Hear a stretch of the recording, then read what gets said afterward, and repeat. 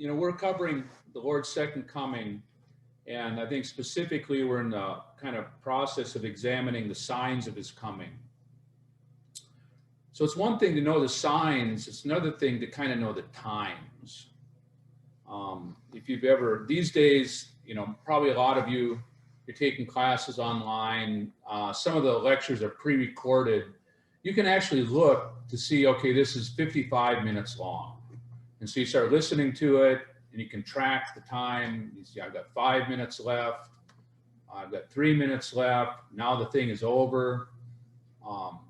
Alternatively, you might have been in some experience where you don't know when this thing's going to get done. I went to a wedding once. I really enjoy weddings because people are getting married. The wedding ceremony often doesn't do anything for me. So you just want to see them get married. And I went to a wedding, and I expect a wedding will be 45 minutes long, maybe an hour. This thing hit an hour, then an hour and 15, an hour and a half. And I was just saying, is this thing ever going to get over? Are they going to get married? And finally, after 2 hours, like 2 full hours, there was actually, they kissed the bride and exchanged rings and all that kind of stuff. So we might wonder, okay, the Lord's going to come, but when is he coming? We don't know the date or the hour, but we want to know maybe about where we are in this whole thing. Because if we say the Lord is coming soon, like Natasha shared, there are some definite road signs, landmarks. So we know, okay, we passed this landmark. This prophecy has been fulfilled. Now we know the Lord is coming very soon. So could I have the first slide? I don't know who's doing the slides. Okay.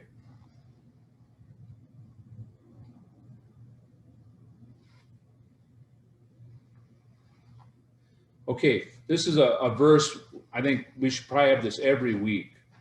Matthew 24:3, the disciples asked him, and we're familiar with this verse by now, when will these things be?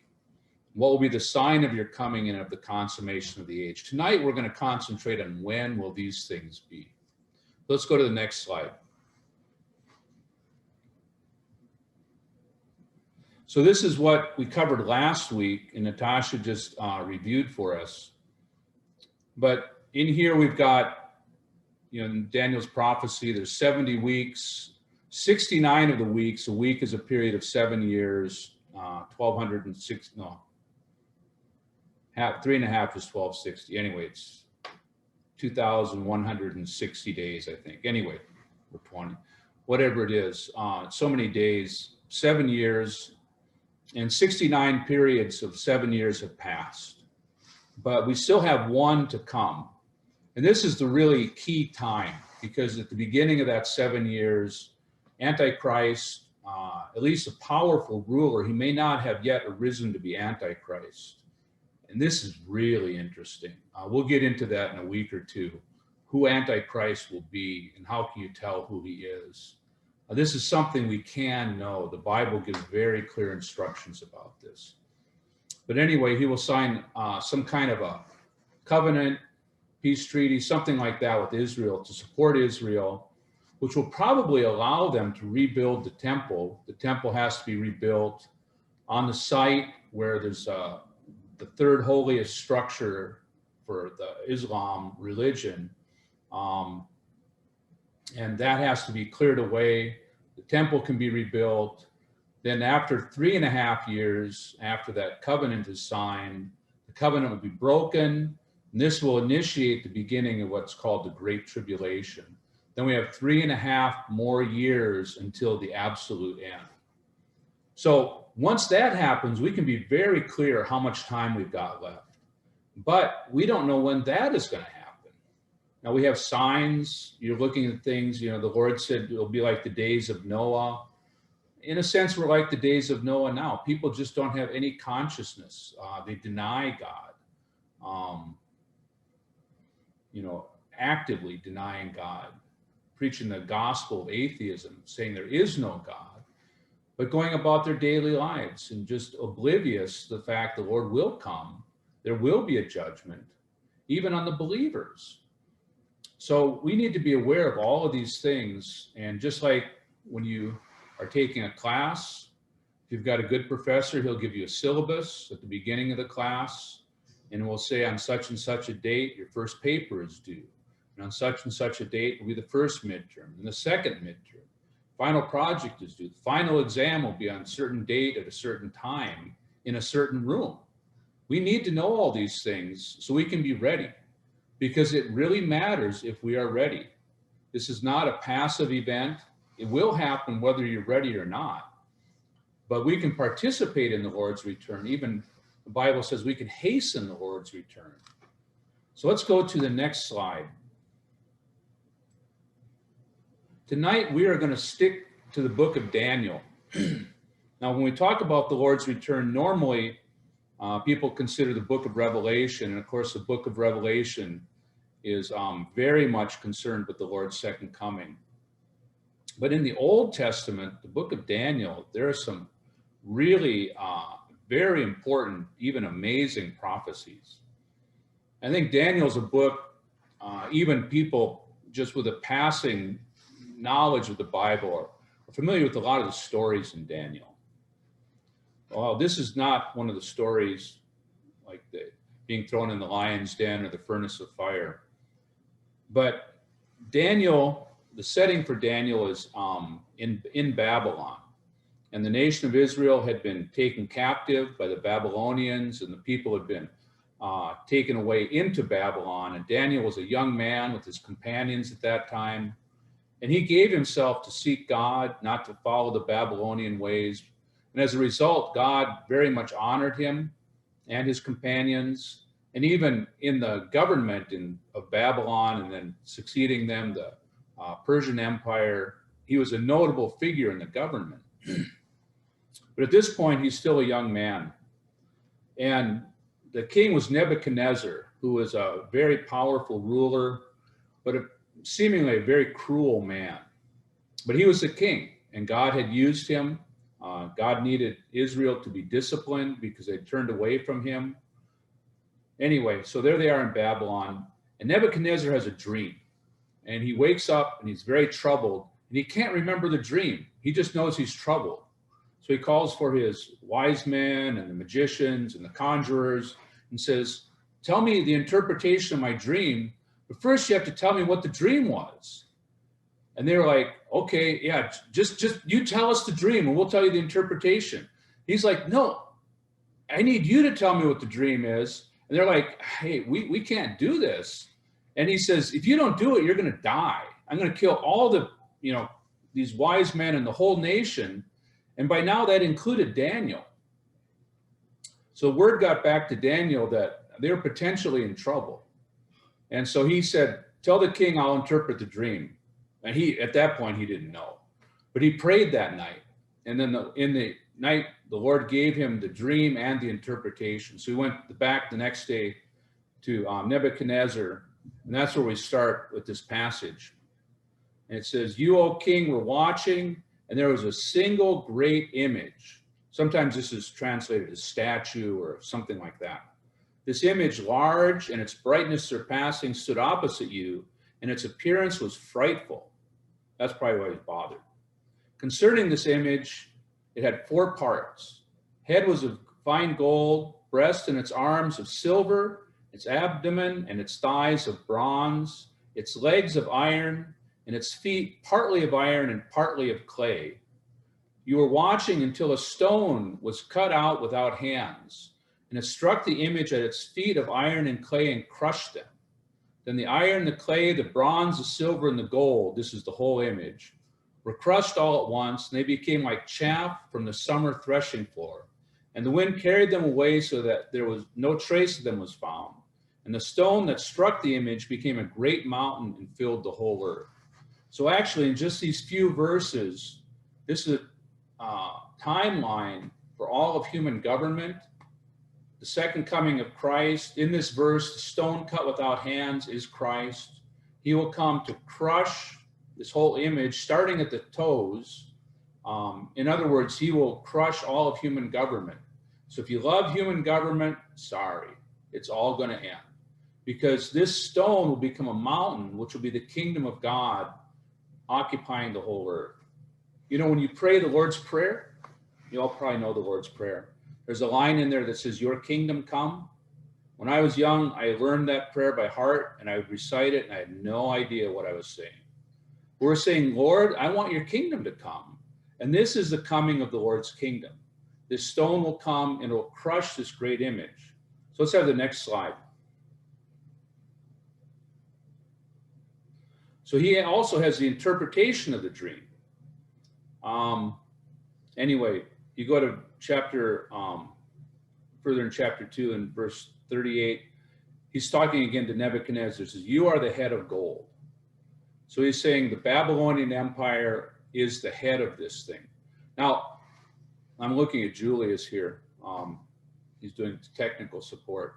And if I see Julius's head, I don't need to see his body. That's Julius. You know, his whole body is under his head. So this whole image, you'd have to say, is governed by Babylon, by the principle of Babylon. Babylon is always something opposing God. So this is the head. The head is of gold. After you, another kingdom will arise inferior to you. And we know from history, even in the times of the book of Daniel, the Medo-Persian Empire came in and, you know, ransacked Babylon, took over Babylon, and they became pretty powerful nation at that time. They were trying always to invade Greece, and they had the Peloponnesian Wars. You learn all about that in Greek history. Then a third one of bronze, which will rule over all the earth. Now, after the Medo-Persian Empire, you could say it was the Greek Empire. Actually, it started in Macedon with Alexander the Great. And at that point, he pretty much conquered, you know, he didn't go into China, and we realize there's peoples all over the world, but for, you know, this kind of worldview or this intents and purposes, that's the whole inhabited earth. And Alexander the Great conquered everything that was notable, and he had one empire. He did it really quick. I mean, I think when he died, he was 32 years old. So you think about what have you accomplished? I'm like twice that old. I haven't conquered anybody. I'm not going to. But anyway, that was the next kingdom. But then there will be a fourth kingdom, as strong as iron, inasmuch as iron crushes and shatters everything. And like iron that smashes all these, it will crush and smash. And the feet and the toes, they're clay and partly iron. The kingdom will be a confused mass. There'll be some firmness of iron in it. And then, anyway, the toes are partly of iron, partly of clay. And the stone will come and crush the image starting at those toes. This is the final great empire, which is the Roman Empire. It's made out of iron. Iron is stronger than all of these metals. Iron can come in, and if you look at the history of the Roman Empire, they conquered everything that Alexander the Great had, and even more. And they extended all through Europe, very fierce, and they would crush everything in their path, just like iron. Now, it has two legs. If you know your history, the Roman Empire eventually was divided into two. And eventually you get down to the feet and to the toes. There's 10 toes. This is very significant. We'll get to this in a little bit.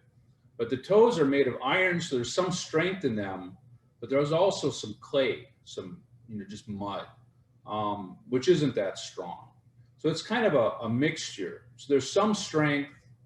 So you could say maybe there's, like, you know, the strength of the government, maybe a emperor or autocratic government, and maybe some mix of the government of the people, which is not as strong. And of course, we prefer the government of the people. But, you know, if you get some very strong leader, which is going to be important for the Lord's return. So there's going to be 10 toes. Now, where are we in all of this? We can say, well, the Roman Empire ended a long time ago. Actually, it didn't. If you look at the continuation, of course, the Roman Empire, you know, spread into Europe, had a strong influence in Europe. But where are we today? You look at our culture, and I'm talking about Western culture.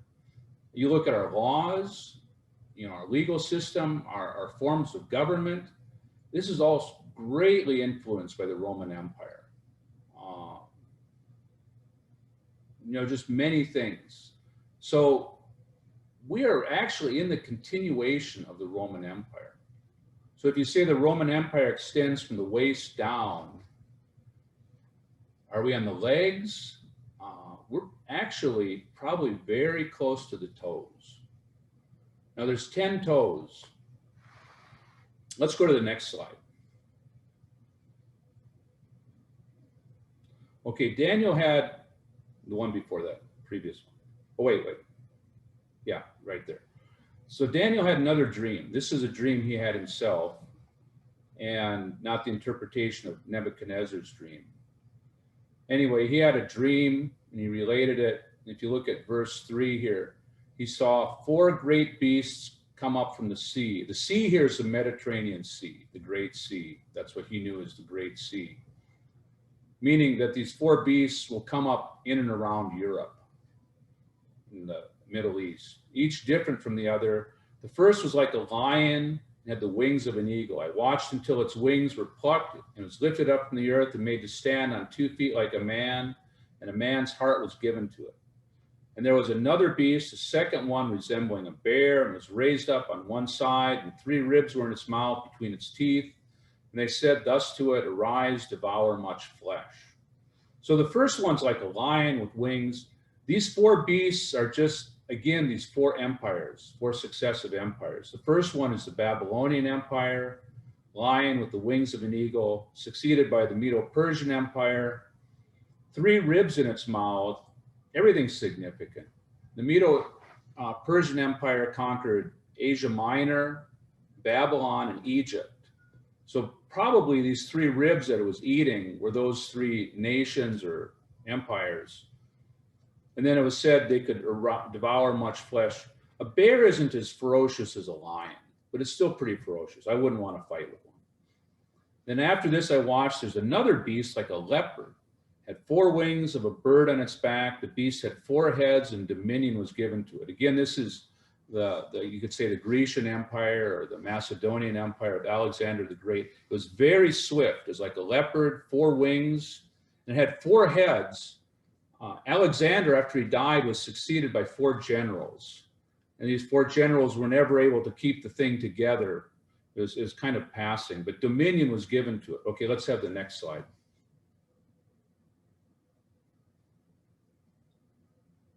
This one's a little bit smaller. The 4th beast is the key one here. Again, this is going to be the Roman Empire. I watched in the night visions, there's a 4th beast, dreadful and frightful and exceedingly strong. It had large iron teeth. The Romans used a lot of iron in their weapons. They had the phalanx and all these kind of things. You can study Roman warfare if you like. It devoured and crushed and trampled down the remainder with its feet.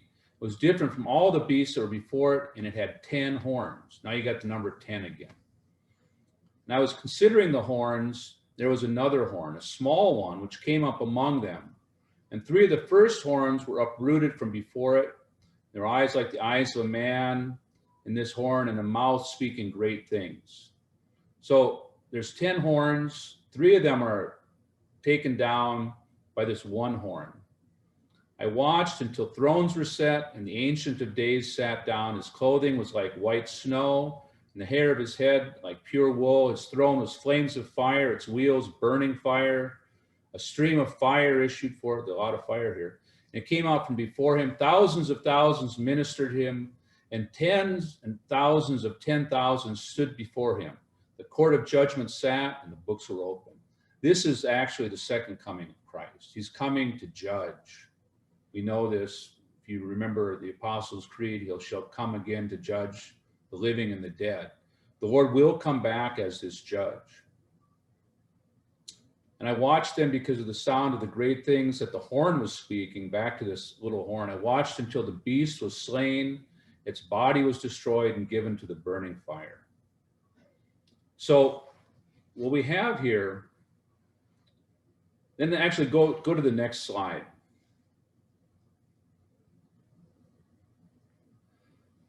There's the 4 beasts, and And really, he's only interested in the fourth beast. And if you go to verse 20, 10 horns that were on its head, the horn that came up, for which 3 horns fell, even that the horn had eyes and a mouth speaking great things, whose appearance was greater than that of its companions. I watched, and the horn waged war with the saints and prevailed against them. This little horn is Antichrist. We can get into it. I don't have that much time. Until the Ancient of Days came and judgment was given to the saints of the Most High. You know, we will be judges. We will rule the nations when the Lord returns. And the time came when the saints possessed the kingdom. This is the kingdom. This is the stone cut without hands, becoming a great mountain. The fourth beast will be the fourth kingdom upon the earth, which is different from all the other kingdoms. Will devour the whole earth, tread it down and crush it. The 10 horns, out of this kingdom, 10 kings will arise, and another will arise after them. This is Antichrist. He will be different from the previous ones, and he will subdue 3 kings. And he will speak things against the Most High and wear out the saints of the Most High. And his intention will be to change the times and the law. And they'll be given into his hand for a time and times and half a time. But the court of judgment will sit. They will take away his dominion so as to annihilate and destroy it unto the end. This is quite dramatic. But we can see there's going to be 10 kings arising from the fourth beast, which is the Roman Empire. And you can see the 10 toes are going to be arising from the legs of the great image. So this is what we're looking for. Now, according to, the placement of all these things and the realization, everything's coming up from the Mediterranean Sea. And we will get into the book of Revelation. We'll see more concerning this. The 10 kings will be 10 kings, nations, whatever you want to call it, in Europe. So if you look at the situation today, we have the European Union. And a lot of people are looking at that as this is where the 10 kings are going to arise. The Roman Empire, at least Roman government, still has a strong influence on European culture. So they're the continuation, you could say, of the Roman Empire.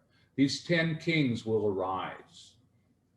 Eventually, there will be another one, and this is Antichrist. And his origin is nothing short of miraculous. We will get into that. But he will somehow depose 3 of the kings. He will be the absolute most powerful ruler in the world. So whatever interpretation you have for that, right now he does not exist as he will exist then. He may be physically on the earth, but he's not yet the Antichrist. But he will arise somewhere in Europe. He'll be one of these 10 nations. The European Union, I'm not sure how many countries it has now.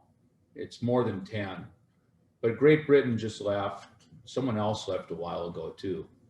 So maybe they'll get down to 10. Maybe that will be the start of the fulfillment of this vision that Daniel had. But the bottom line in all of this is that we want to see where we are, and where we want to see where we are in history, rather than just looking for the signs, many of which have already come. You could say they've come and gone. They haven't gone, but they've already been fulfilled. So where are we right now? We are very close to the time of the 10 kings. You can look historically, you can look politically. The situation is just right. The nation of Israel is always on the edge. They're going to look for a savior, as it were. I've got an interesting story about Nero. I won't tell it now, Caesar Nero, and how the Jews looked to him as their deliverer, which was very interesting. We'll get into that some other time. So where are we right now? We're very close to the end of the video. We're close to the end of this message, and we're close to the Lord's return. So I hope you can be impressed by this, because if we said finals start next week, I think all of you are going to study really hard. If I say the Lord is coming soon, you might say, oh, that's interesting. Do we need to do something for that? Yes, you do need to do something for that, and we will get into that in some later messages.